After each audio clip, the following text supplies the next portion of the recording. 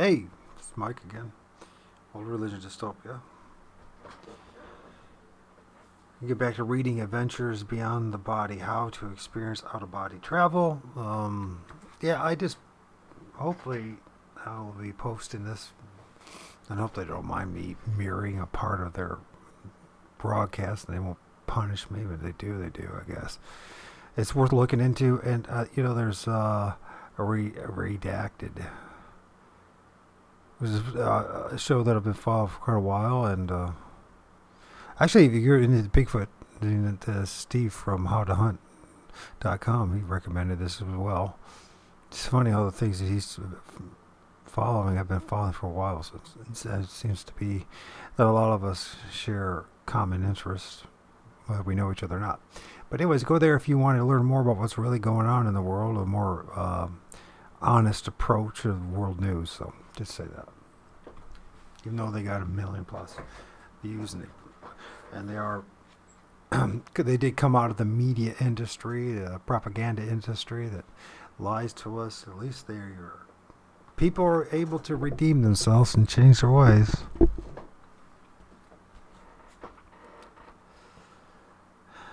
No one's better than anyone else, I guess. Anyways, let's get back into this reading. And I definitely am not better than anyone else. I could barely read. But I thank all those who, once again, I always got to 301 subs. That's amazing. I figured I'd take at least another month or so before I get that 300. And it might seem like not a big deal, but when you're censored like I am, and I represent just one of thousands of small YouTube channels that have been censored or taken off of YouTube and other platforms for speaking the truth about what's been going on. So I do appreciate you, and I know that most people will never even see this. We're lucky to even get a few dozen people to see this.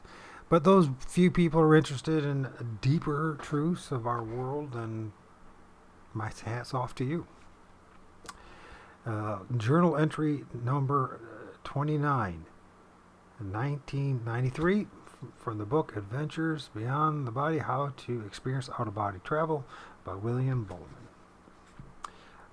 I am standing at the ramparts of a castle, of course, as smoke rises from below.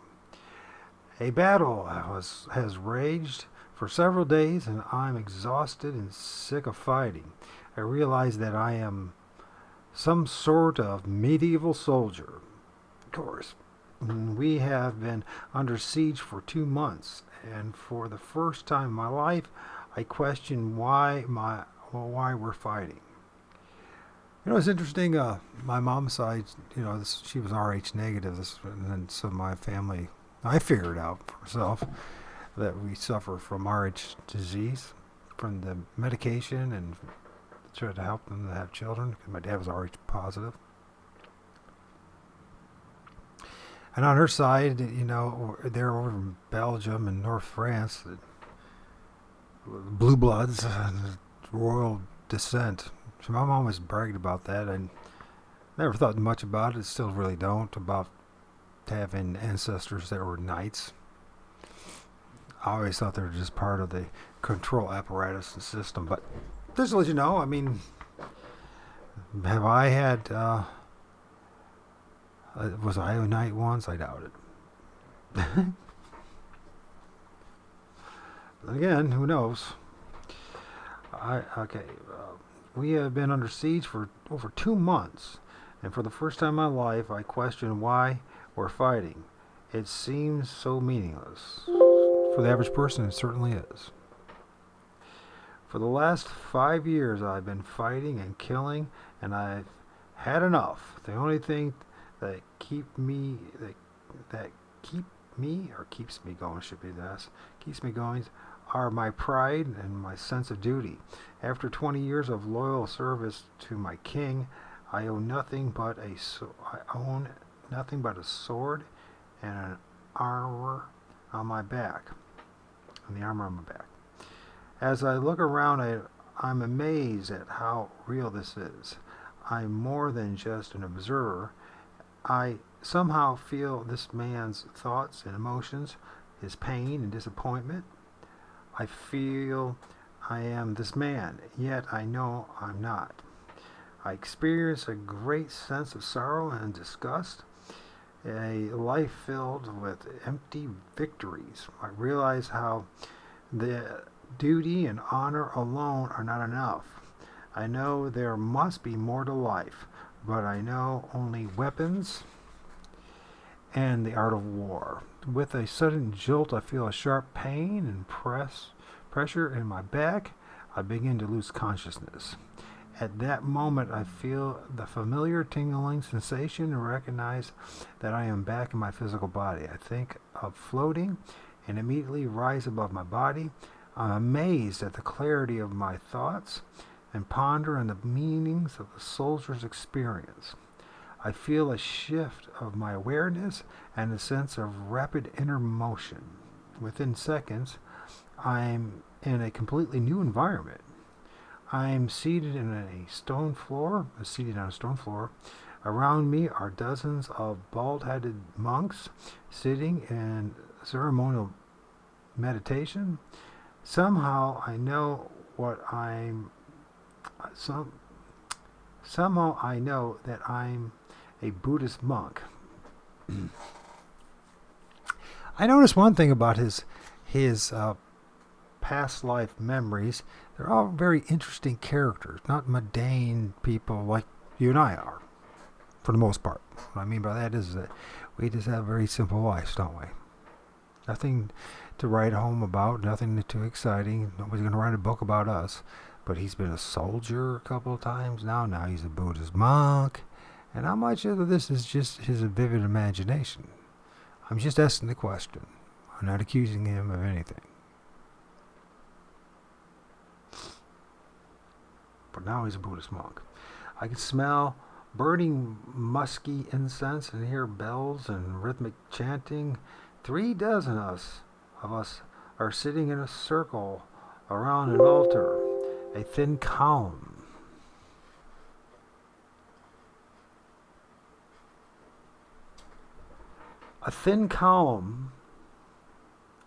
There's that column again, of white smoke rises from the center of the altar as a bald-headed boy, about 12 years old, walks around us chanting and swinging a large ornate incense holder.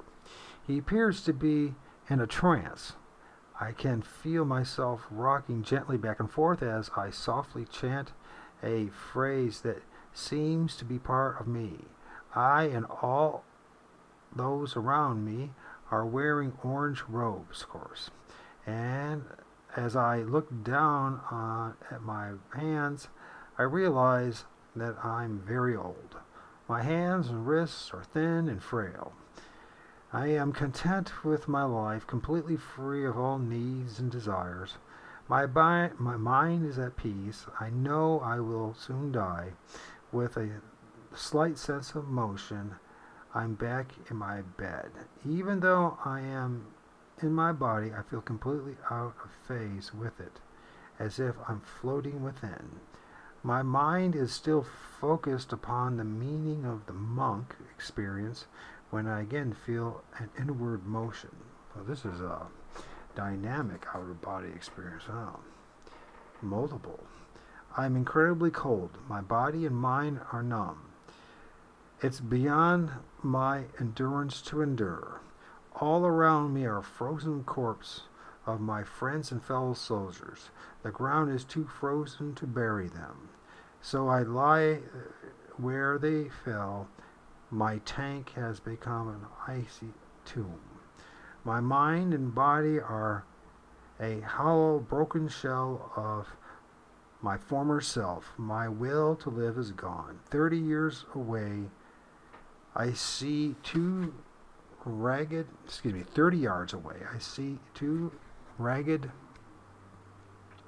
now he's a soldier again.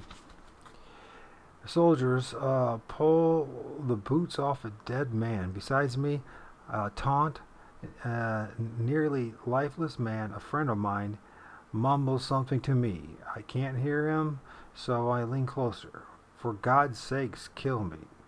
I can't. I lack the courage and the strength to move. The snow is falling again, and I know I will soon be dead. Pounding of sound is heard in the distance. The Russians will be here soon. I feel no fear, no hate. I feel nothing at all. I close my eyes and slip into unconsciousness. Now he's a soldier again. Now he's a German soldier again. So he's been a soldier several times and a monk. And it is kind of glorious, isn't it? And don't forget, a knight. How much of this is just the imagination? Here's the other thing: if he truly is in the gone out of body into the astral plane, or into another realm, or another past life experience, right? Is this something that's just being fed to us by the spirit realm that recognizes our own imagination, our own research and study? I'm sure he's read many a book when we got to this point about war. In fact, he talks about it, that he did. And so, yeah, it seems to me, we implant a lot of the images that we see, right? Or that other people give to us through books and through pictures and stories. And those fill our mind and our subconscious and our conscious. And then if you're now in this out-of-body altered state, what would naturally come about? Why not come back as somebody, and from an indigenous tribe from the middle of the Amazon, running around butt naked and hunting monkeys? You know what I'm saying? Maybe he will. The fact of the matter is that it doesn't make much sense, this reincarnation stories, to me. I'm not saying it's not true. I'm just saying it doesn't make sense to me because of stories like this. We seem to want to believe what we want to believe many times, right? It is important, regardless if it's all make-believe or not. Our imagination is extremely powerful. I think recognizing that is a very important thing, especially when we talk about those who have interacted with things called Bigfoot or the spiritual realm, and how much of it are we actually seeing that's real? I mean, why didn't, when these things came out to me, why did they manifest in a different form, something I was not even familiar with? Why was it always something that I was familiar with by the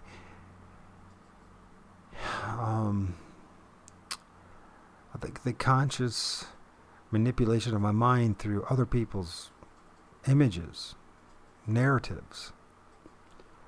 I'm asking the question out loud. I'm not saying I'm right about anything. So,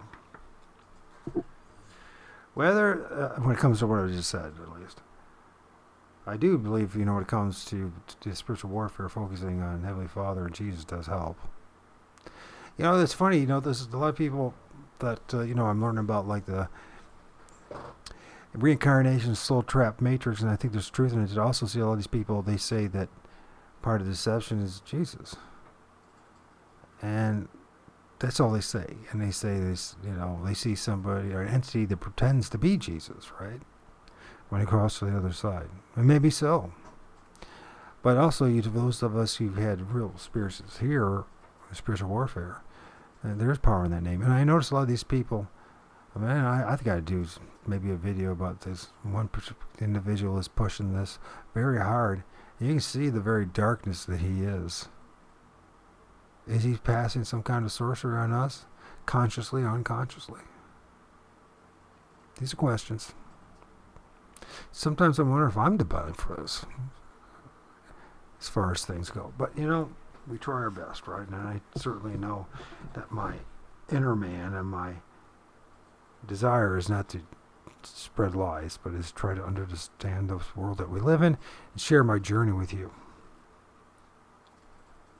Nothing else more than the hope that a few here that maybe changes your life to positive. And, which is natural, what I'm going to say, that we all want is some form of attention from others, right?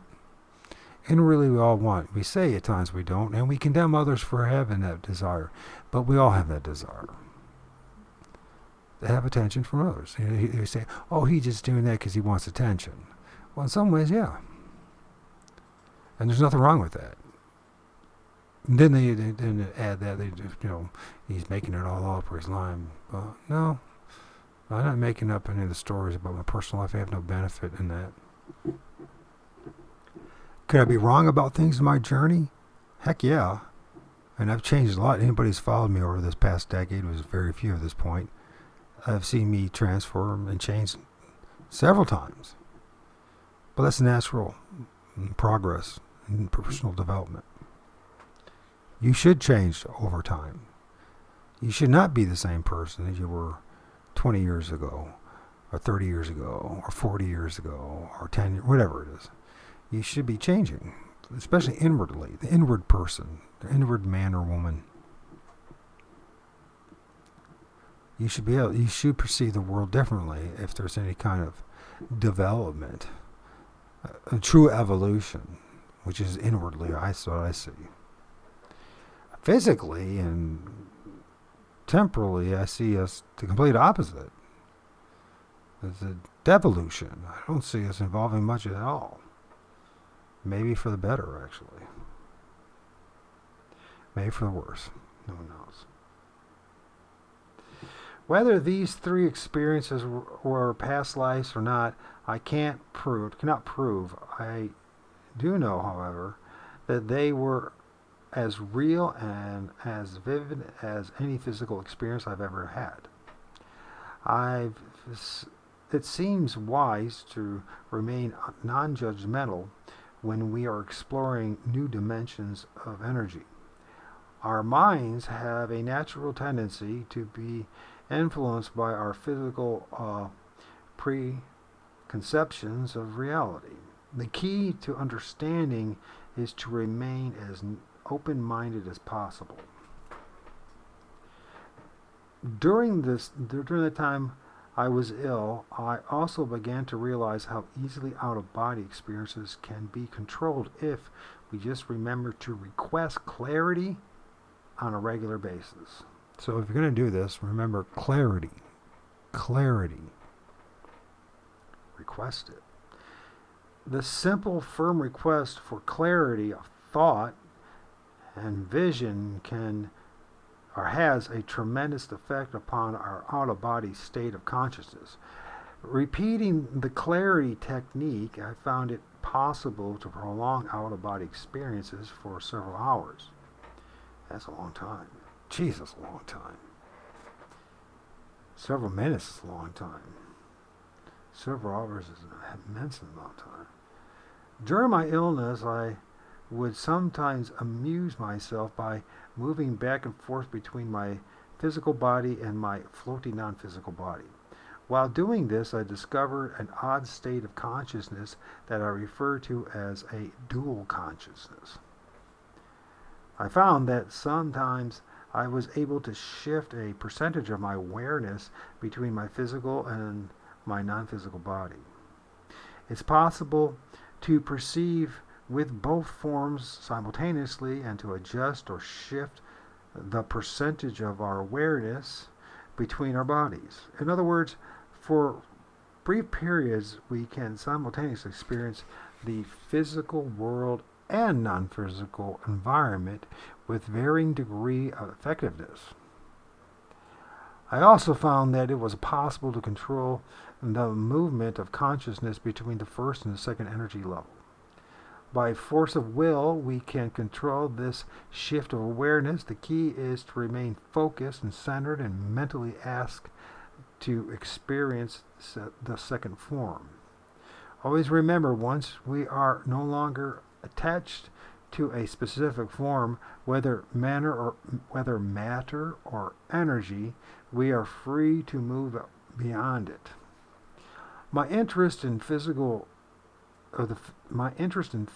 increased with the number of out-of-body experiences I had. When out of body, I would closely observe the energy structures around me. I became fascinated with the non-physical forms and substances I encouraged, and I recognized that each environment and dimension within the interior of the universe has specific similarities and differences. The most significant difference between to to be the most gosh, the dyslexia, man, gosh. The most significant difference appears to be the degree of responsiveness to thought of a given non-physical environment. Some non-physical environments are easily molded by thought, while others are extremely resistant. I believe that all non-physical energy is thought responsive. However, when a group of individuals maintains the same image or belief, the group creates, molds, and maintains a consensus reality. In effect, group thought energy forms stabilize and actually solidify non-physical energy.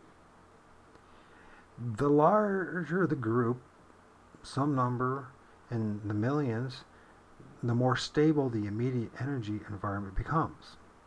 This is an important discovery because it explains the vast differences encountered when exploring the non-physical dimension.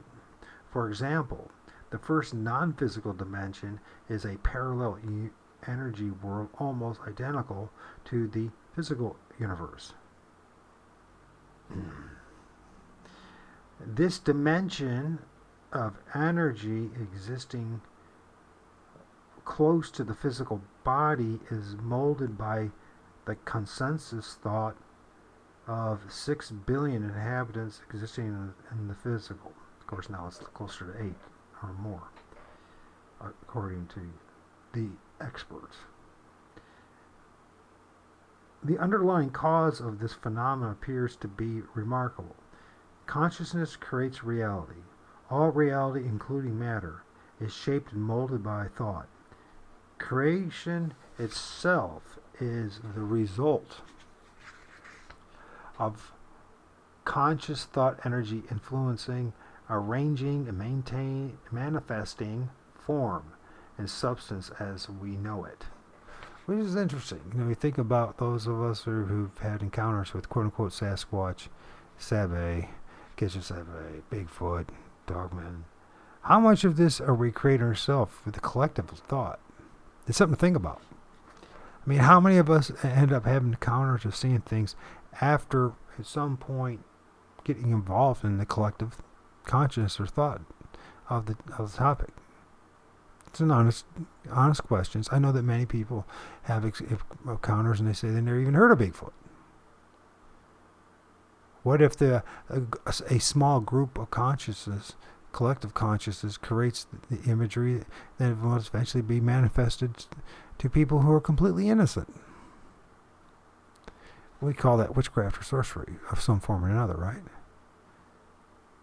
Now, we automatically think that sorcery and witchcraft is just pure evil, right? But, there's those who operate in darkness and those who operate in light. Those who have good intentions and those who have evil intentions. This will always be the case. Countless non-physical explorations into the interior of the universe confirm this observation. It's only the density of matter that obscures the truth of this form from our physical senses. In the physical world, consciousness usually uses biological vehicles for its expression. Our physical bodies are the direct tools of our consciousness. Our thoughts direct our bodies to build the reality we experience every day of our lives. This process of consciousness creating reality is more important than words can begin to express. Our recognition of this reality is the first step to true mastery of ourselves and our surroundings. Each of us possesses the creative ability and power to shape and mold his or her ideal physical, emotional, and intellectual surrounding. And I would question that. There is something called predeterminism that influences a lot of this. It is up to us, however, to recognize and implement our creative ability. Our recognition of creative power of consciousness will dramatically affect both our immediate future and the evolution of our species. Until we truly comprehend and consciously control the unseen energies flowing through us, we will be bound in the dense molecular forms that surround us. Our evolution from the physical creature to the multidimensional non-physical being is directly linked to the recognition and conscious control of our thought energy. Once we truly comprehend our individual ability to shape and mold the energy around us, we can begin to take full responsibility of our thoughts. With every thought, and indeed, we become aware that we are the creative artists of our lives, which is very interesting. And there are some fundamental truths to what he's saying here, and it might be one of the few things that we actually might have any real influence control over: our thoughts. When we try to control our monkey mind, right? And we all have this. We have imaginary thoughts with people. They're not even with us, don't we? We have imaginary arguments. Somebody might piss us off or make us angry.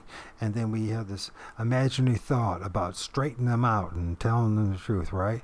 Or maybe it's somebody that we're deeply in love with, and we have this imaginary thought of what it would be like to make love with them or to do something to express our love to them, and then there's going to be some kind of response. Have you ever noticed, though, many times that doesn't translate the way we think or hope it will? And many times our imagination is much more enjoyable than the actual physical response, because there's always others involved, right? Other people's thoughts and responses that we have no control over. It's multidimensional and it's multifaceted. One thing I would strongly recommend is not to let anybody who uses the abusive terminology and expression of love bombing you, telling you constantly everything, just think about positive things, these are positive things. If this place is multidimensional, then there's a darkness and there's a light. I bring this up all the time, day and night. And to deny that is, I think, is just to be operating once again blindly.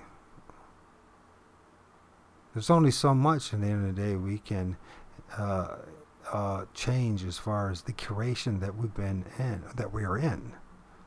I doubt very much that any of us would really choose the creation that we're in. A lot of people say that that's what we've done. I don't see the evidence in that. But I might be wrong. And if you're right, and I did choose my life, and I choose all the things that I've gone through, I made some terrible decisions. That's for sure. Anyways. The truth of this becomes apparent during our out-of-body experience. When out-of-body, we are experiencing and exploring a higher frequency environment, one that is significantly less dense than matter. The substance energy environment is sensitive to thought. Each focused thought can and will create an immediate result. If we think of flying, we will fly. If we think of walking through a wall, we do so. Our thoughts exert complete control over our experience. This is probably has, I don't know if it's complete control, but it certainly influences it, right? More than maybe we can comprehend or imagine. For the first time, the true creative power of thought becomes clear. This, of course, to William Buhlman. This realization is a major step in our personal evolution. I don't know about that one. For now we know that we must take full responsibility of our thoughts and our life. Yay, nay. I mean, there's only so much you can do about both. I think we can control our thoughts. It takes an awful lot of effort, a lot of discipline, and a lot of time. It just doesn't happen overnight.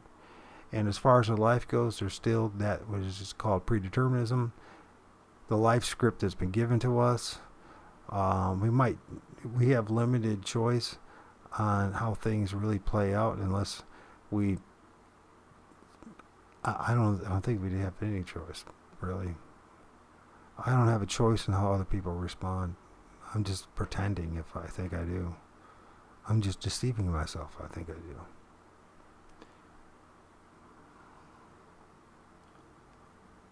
Now, this is that what I just brought up would be a great conversation to go into depth about, on seeing both sides of things and see who is actually right. The concept of consciousness creating and molding a reality not a far-fetched is not as far-fetched as some may believe. Many of the finest minds of modern physics consider this theory the logical basis of all reality. Eminent physicist David Bohm, Bohm, Princeton physicist Eugene Wigner, Berkeley physicist Henry Pierce Stapp, that's what his name is, legendary physicist Walter Hitler, Fritz London, and John von Neumann are all supporters of the conscious creates reality, quantum theory. Increasing numbers of physicists and mathematicians around the world are arriving at the same conclusion. Physical objects would have no attributes if a conscious observer were not watching them. Nobel laureate Eugene Wigner summed up this observation when he stated, quote, "It is not possible to formulate the law of quantum mechanics in a fully consistent way without reference to the consciousness." So Nobel laureate Eugene Wigner says so. That doesn't mean anything to me. Now we're at appeal of authority right there. I will remain remarkable when whatever way our future concepts may develop. It will remain remarkable in whatever way our future concepts may develop, that the very study of the external world leads to the conclusion that the content of the consciousness is the ultimate reality. Quote from Nobel laureate Eugene Wigner. As my non-physical explorations continued, I came to realize that I was observing and interacting with a parallel energy dimension. I think that so many of us come to realize that there's parallel dimensions. My concepts of space, time, and distance no longer seem valid. I began to recognize that the dimension I was exploring when out of body was extremely close to the physical. In fact, it was not separated at all by space and distance, but rather by energy, frequency, and density. As strange as it may sound, the other dimensions, possibly countless numbers of them, exist with us now. In addition, I observed that each physical object possessed a non-physical counterpart or energy duplicate that appeared similar to an energy mold. For example, the closest non-physical dimension and its energy structures coexist with the physical dimension and function as a form of energy substructure for matter itself. However, The same non-physical structures also exist completely independent of the physical universe. The immediate non-physical environments I encountered appeared to be physical-like representations of matter. These non-physical objects, though stable in structure and quite similar to matter, were often not an exact duplicate of my physical surroundings.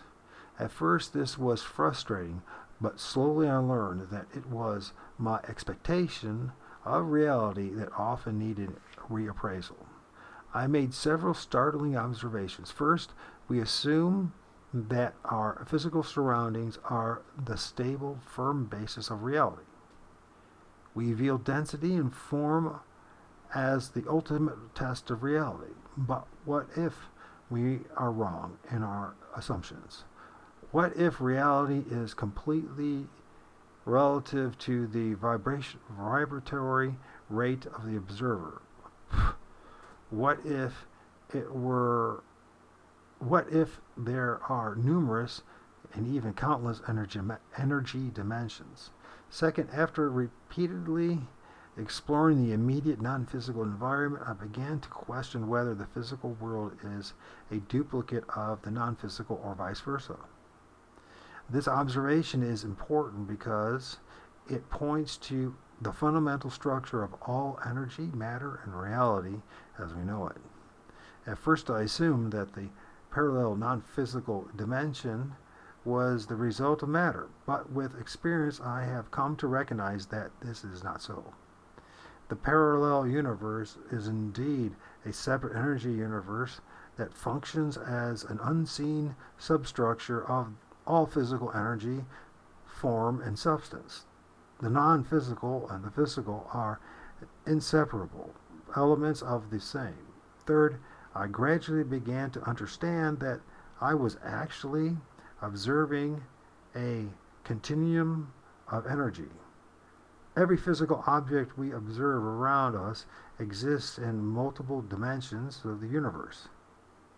As startling as it seemed, the end result was clear. All physical objects, including all life forms, are multidimensional in nature. Everything we see around us exists as a continuum of energy. Matter is not the center of reality as we view it.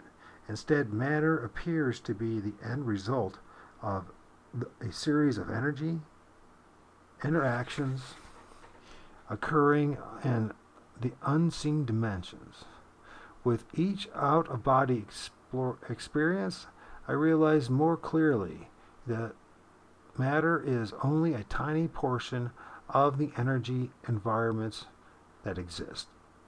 In many respects, matter is the dense outermost result of a magnificent change of events occurring just beyond our physical vision.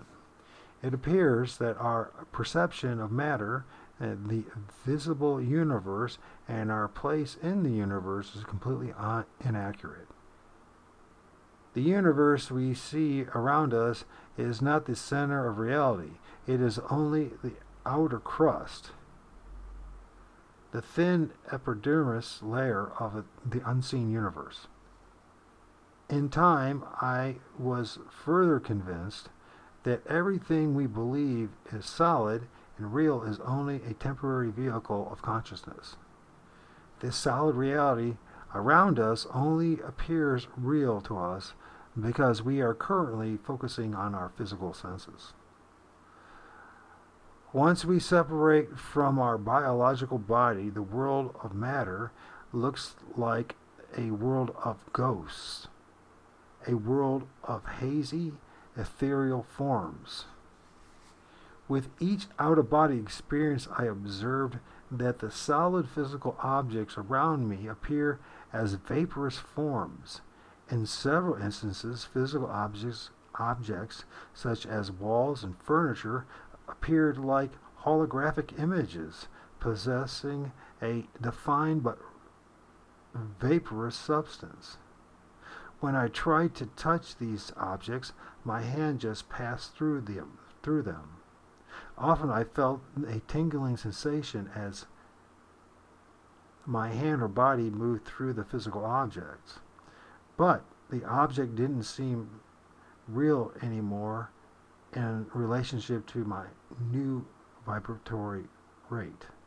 In addition, I noticed that the longer I remained separated from my body, the more my immediate physical surroundings seemed to fade from my view. It became obvious that the only reality to me was the objects or beings that were vibrating close to my new personal frequency rate.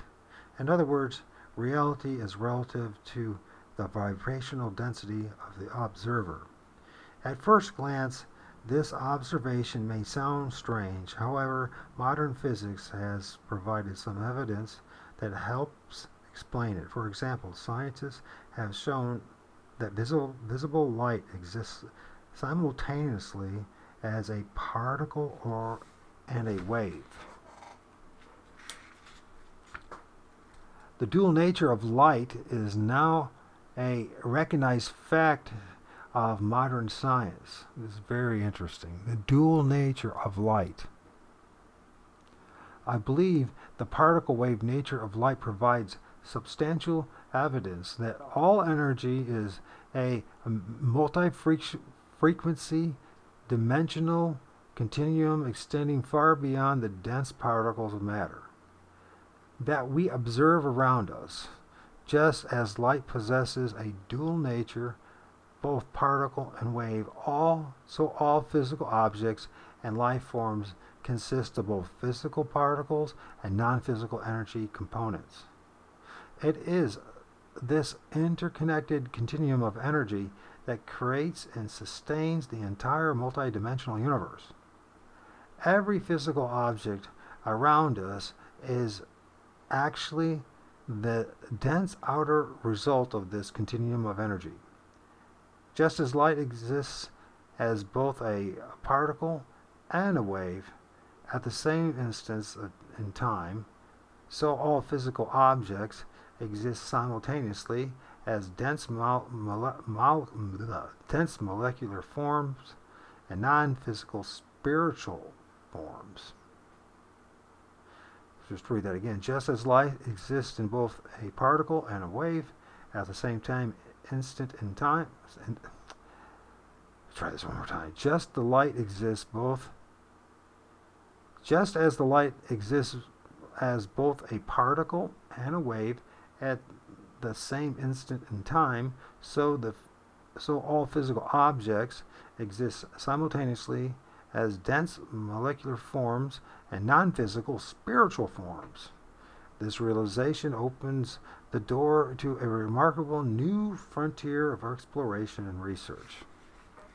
And wouldn't it be ironic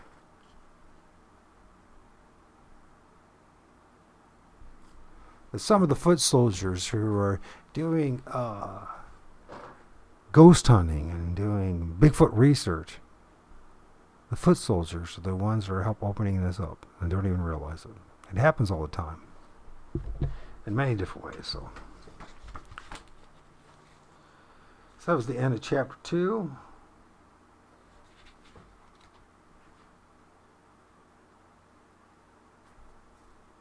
Or excuse me, that's end of part 1.